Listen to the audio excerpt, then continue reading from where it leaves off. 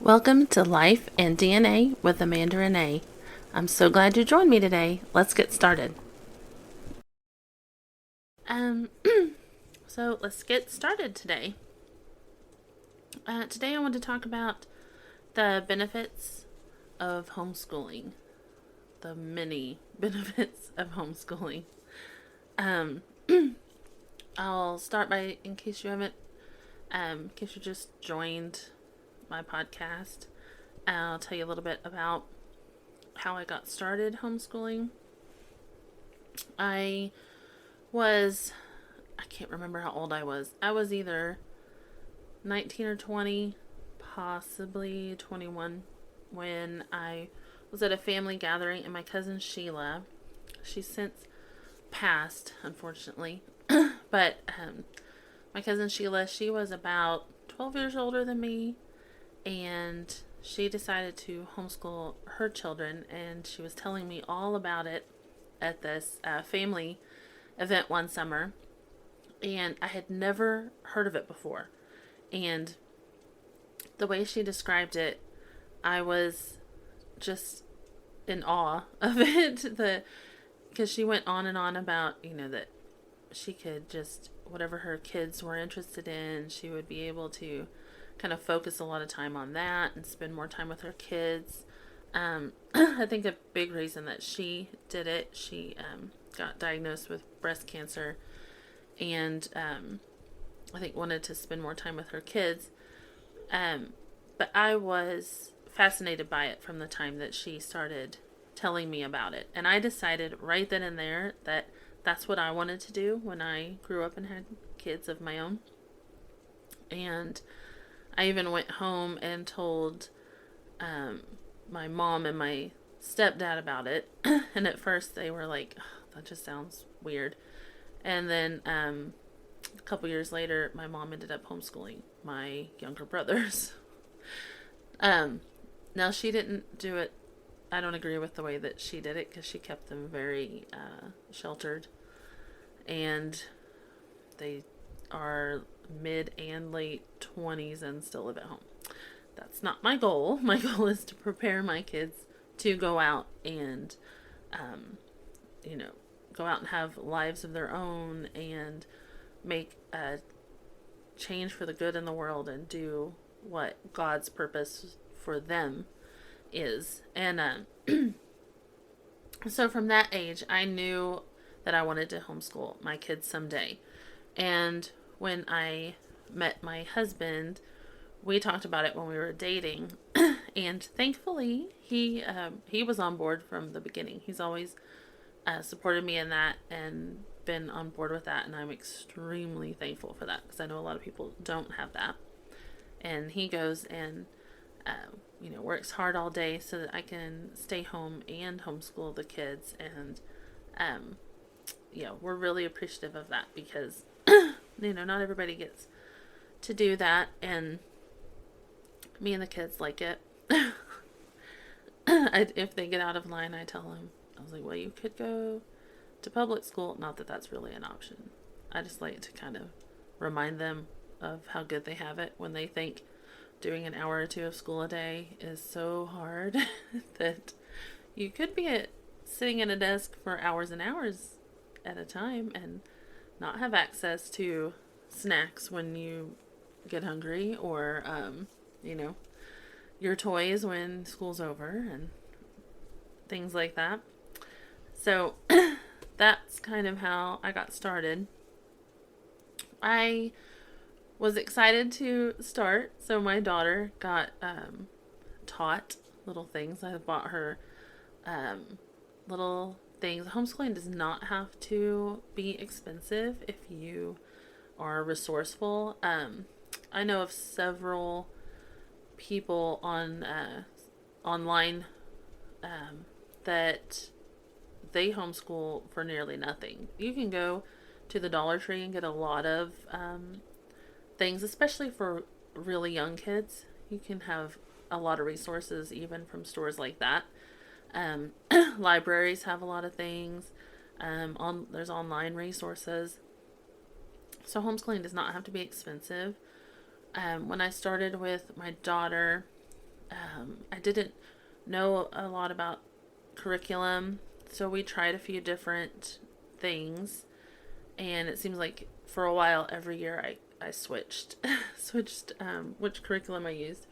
And at first I used some of the resources that my mom had used because those were the only ones I knew at the time. And some of those worked okay and some of those didn't.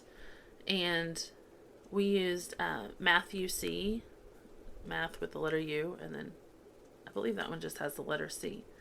And while that's a good curriculum, don't get me wrong, it was not right for my daughter. She likes to know the why behind things, and Matthew C is more of a just, here's how you do it, here's a whole page full of problems to do every day. And so it was just a lot of like repetition and drilling, and that didn't work great for her. And that is what led me to find master books. And I am a huge fan of master books. I love them so much. They're very affordable.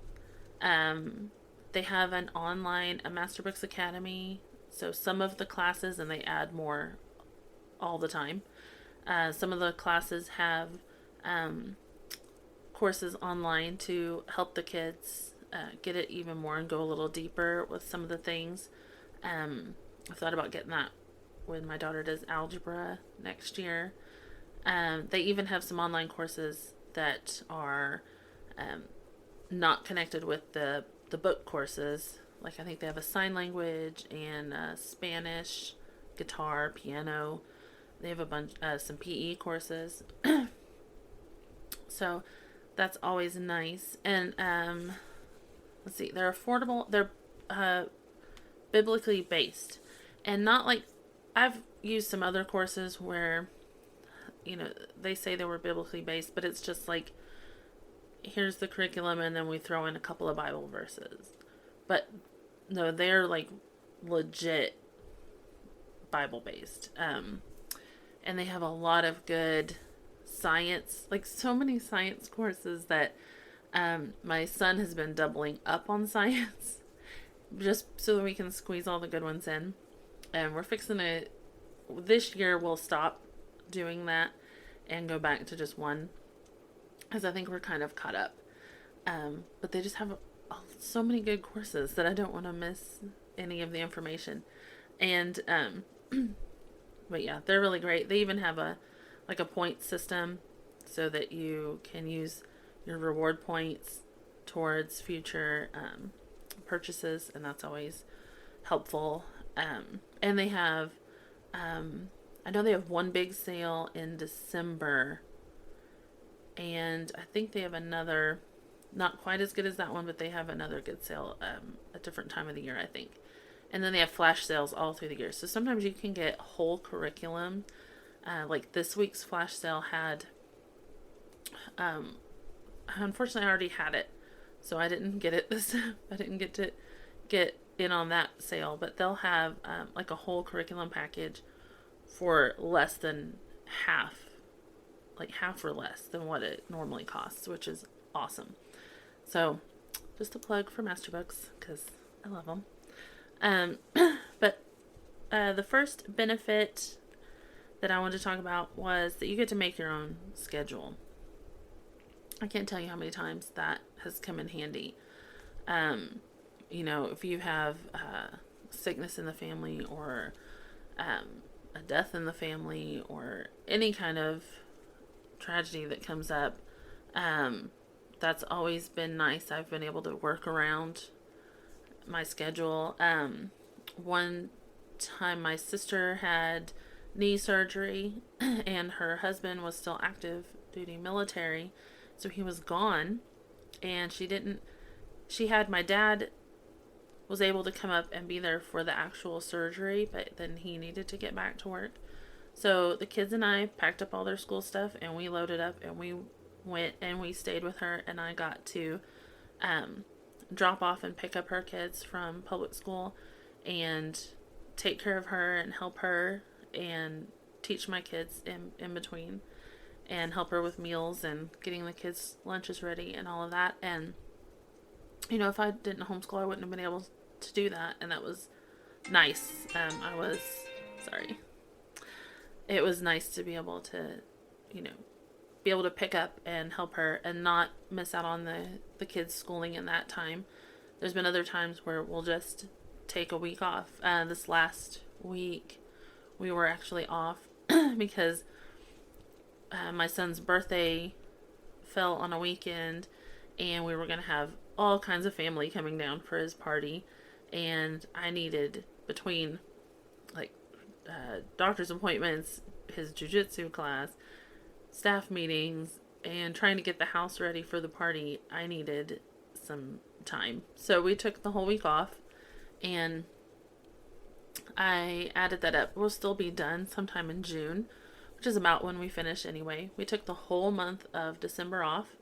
I've started doing that the past couple of years, and that's been really nice because we get to just enjoy. I mean, there's a lot going on at Christmas anyway, so it feels like we have a full schedule even without school, but we get to just enjoy the season and enjoy that time. And I usually only take off, depending on what comes up, I try to at least give the kids a month off in between grades. Not too long, because anything more than a month and they seem to forget a lot of the stuff they were learning, and I don't like to put a very big gap in there. So we usually just take a month is the longest that we'll go, but that way they get to feel like there was a break between the past grade and the upcoming grade, which is always fun. And yeah, so it's just nice. We get to just work around whatever it is we need to do. Like today, we had to rush around and get ready in the morning to go and meet my mom and stepdad and brothers, so that they could have a little birthday celebration with my son, because they refuse to come to the big birthday parties, so they want their own thing. So we got to do that and then come home and do school, and then I still had time to record today, and then I'll go make supper. And so that's just nice. Along with that, another benefit is that it doesn't take very long.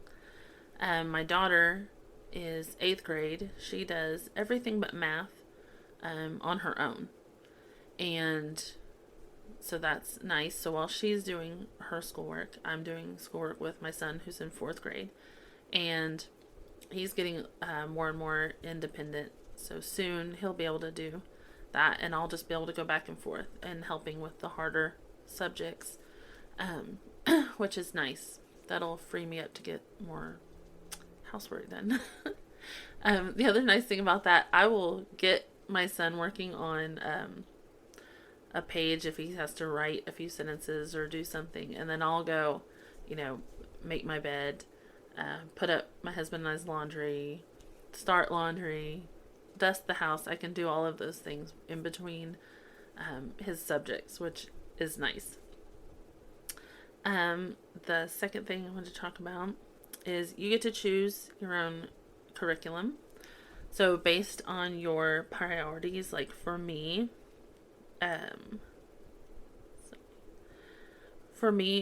a big priority is that it's biblically sound. I believe in, creation, that God created the universe and, created the world in 7 days. And so for me, it was very important to have a curriculum that taught that. And Master Books is very much that. They're associated with Answers in Genesis with Ken Ham, who has the Ark Encounter and the Creation Museum. And not only do they teach creation, but they teach why we believe that way, and the scientific proof of that. And so for me, that was a priority. For others, they have other priorities, and you get to pick that and teach based off of your beliefs, and also whatever your kids are interested in. That was one of the nice things about Masterbooks having so many science topics and subjects that, if your kids are interested in a specific thing, they can study more about it. The science that my son will be doing next year is a paleontology course with a bunch of books about dinosaurs and things like that. And so that was really interesting. And curriculum aside, if your kids are really interested in something, you have more time by homeschooling to watch videos on that topic, go to museums that talk about that topic, go to the library and get books and learn about that, or take a class on something if it's something hands-on. That's always nice. Now, I have not always, my kids aren't really super into something that they could dive into like that, but when they are, we're able to have the time and resources and do that. The third thing was that you can base the way you teach them on their learning style. This I have had to do and change up many times over the years, because sometimes kids' learning styles change, and I learned that with my daughter when she was little, and her brother came along.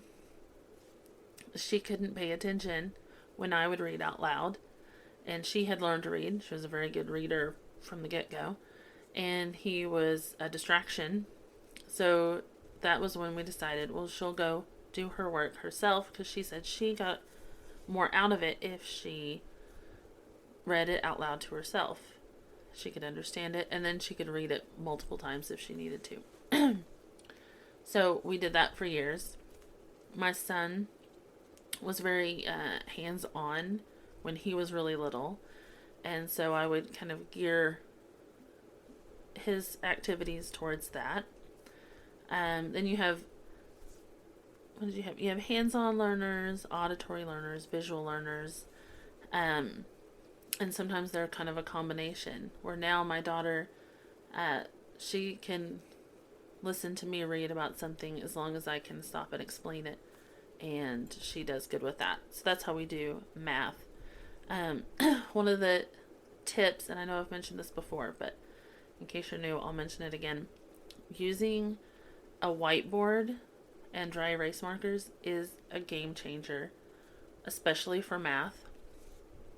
It even helps me when I'm trying to explain, because she's in pre-algebra, and I'm trying to explain something and walk her through something. Just something about seeing the bright whiteboard and then the dark marker, and it's in, you can write it bigger than you can on scratch paper. There's just something about that makes it easier to wrap your brain around sometimes. And so if you've never tried using that in your homeschooling, I highly recommend it. I need to get like an easel for ours to sit on the table so I don't keep having to just hold it up, because I don't have a wall big enough to put it permanently up there. But that was a game changer for her with teaching her the math and going over the problems. It's just been really, really nice. Another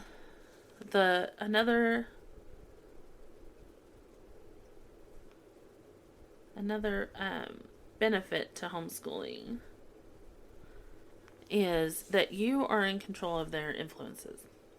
I control, for the most part, who my kids are around and when they're around other kids. When a kid goes to public school or even private school, you don't always know the other kids and the families and what they're exposed to and what they're exposing your kid to. And while I can't control everything, I am involved in the major extracurricular activities that they're involved in. And so I'm present and there and able to, while they still have, the freedom of getting to do things, I am there and able to keep an eye on, most things that they do. Not absolutely everything, but at least I know, for the most part, who they're around. And that is a big, especially in today's world, that is a big benefit. 5, socialization. Ugh. If you mention socialization to any homeschooler, they're going to roll their eyes at you. Especially if they're doing a good job at homeschooling. Trust me, you do not typically, unless there's just there's always the one weird oddball family. Kind of like my mom and my brothers were.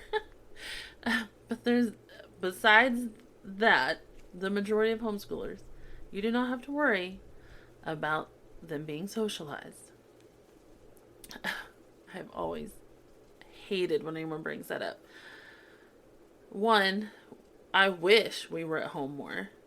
My sisters, who both work away from home and have their kids in public school, have often said that, me and my kids are out doing stuff more than they are. And I have my kids in plenty of things. I did not, I wish we spent more time at home. They are very active in church, as am I. And not only do they, and our church is very, very good at, we are very children centered. We're very focused on our children ministry. And so my daughter she's aged out of kids church, but she helps me with preschool. So she is, more than capable to talk to and guide and even help teach preschoolers. She was, one of the older kids in kids church when she was in it and helped out there. So she's able to talk with kids, just a little younger than her. She helps me in preschool, so she's got responsibilities there. She's in youth and active in her youth group, and so she gets plenty of, to be around kids her own age as well as a little bit older. And she's come with me to everything her entire life, and so she is able to talk to adults of all ages as well, and she's very confident and very comfortable in that. And I believe that comes from how she's grown up and been exposed to all ages her whole life. She is not sitting in a classroom with just kids her own age and one adult for hours and hours at a time. She's exposed to all ages. And same with my son. He started out as, a little kid in kids church.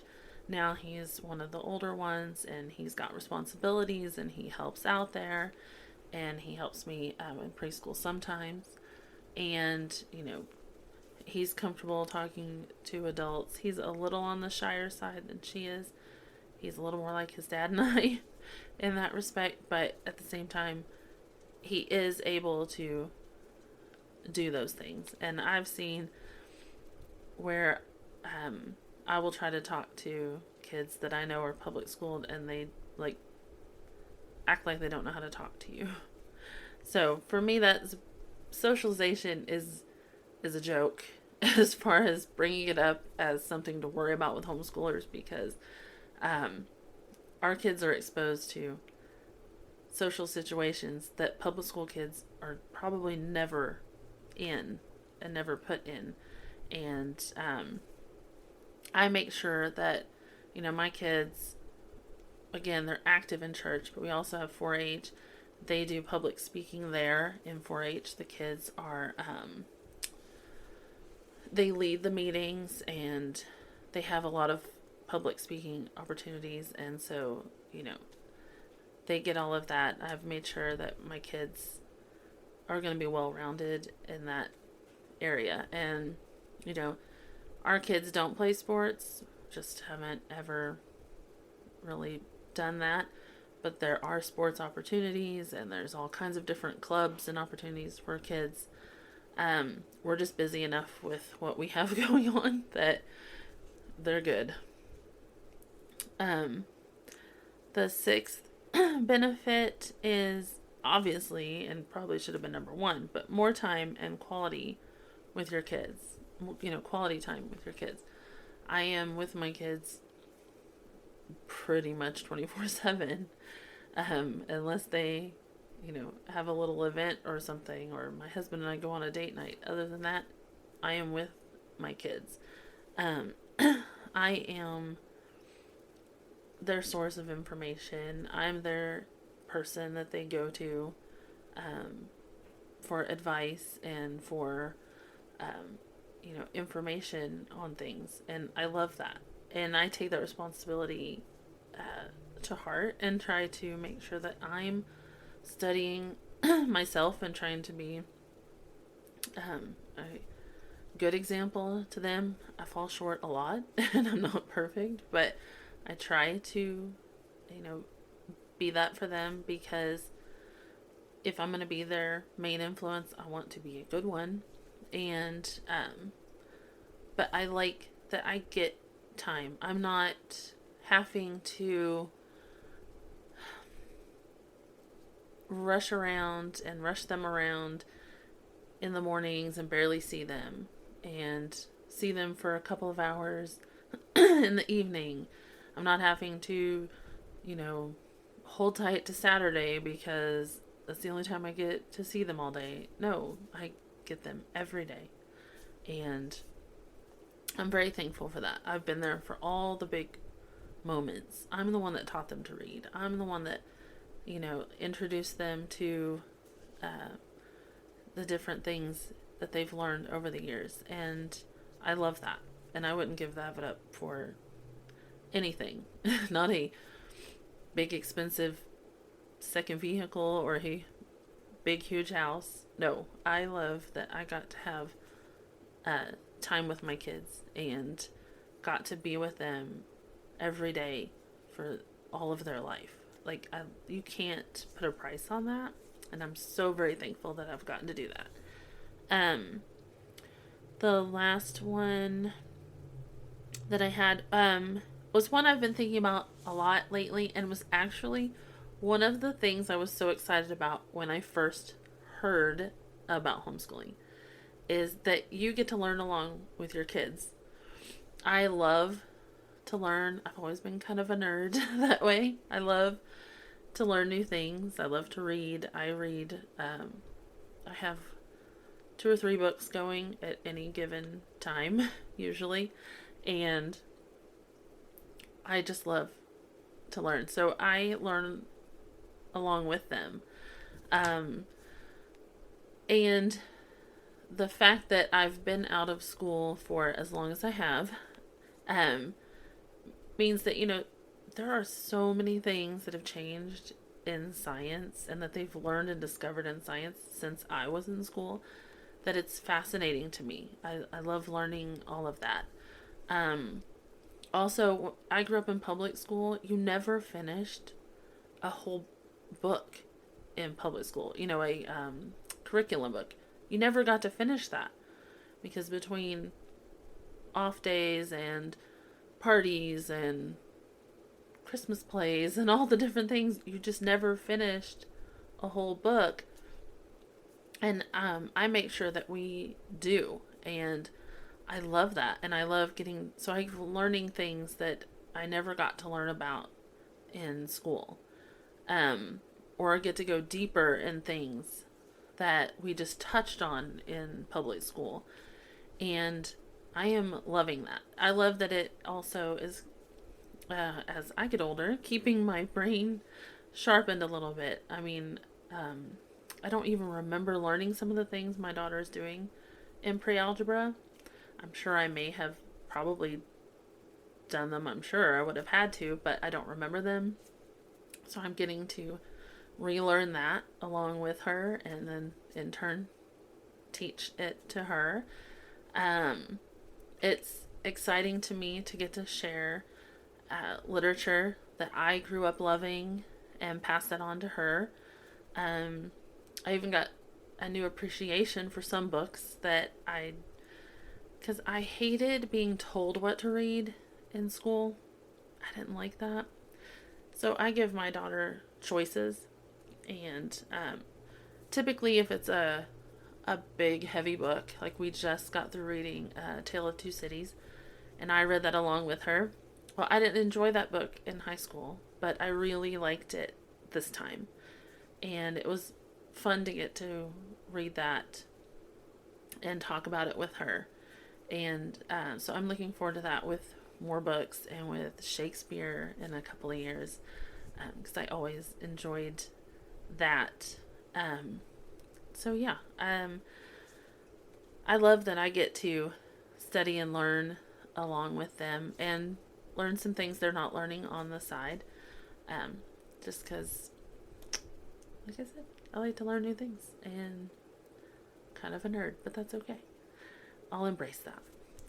But, so yeah, that's all I have today. I just wanted to talk about that. If you want to put a comment below and tell me if there's any benefits that you can think of that I left out and forgot, or any questions you have about homeschooling.